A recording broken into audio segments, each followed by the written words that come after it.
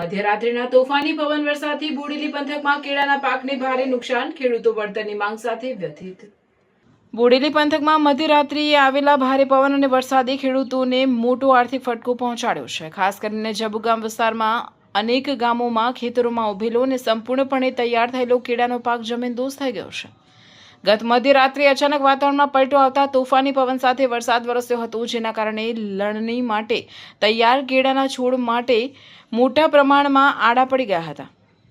પાક વેચાણના આરે પહોંચ્યા હોવા છતાં કુદરતી આફતના કારણે ખેડૂતોની મહિનાઓની મહેનત પર પાણી ફરી વળ્યું છે। ભારે નુકસાનને પગલે ખેડૂતોમાં ચિંતા અને નિરાશા ફેલાઈ છે। અસરગ્રસ્ત ખેડૂતો સરકાર પાસે પાક નુકસાનનું સર્વેક્ષણ કરી યોગ્ય વળતર ચૂકવવાની માંગ કરી રહ્યા છે। હવે સૌની નજર સરકારની સહાય અને રાહત પગલાં પર ટકેલી છે। રિપોર્ટર વિરેન્દ્રસિંહ દેસાઈ, શિનોર સમાચાર ન્યૂઝ, બોડેલી, છોટાઉદેપુર।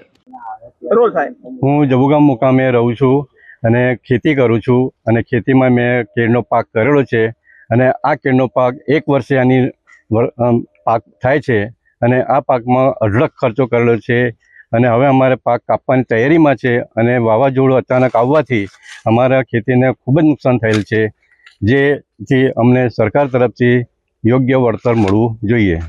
અંદાજે કેટલા રૂપિયાનું? અંદાજે અમને 8 લાખનું નુકસાન થયેલ છે।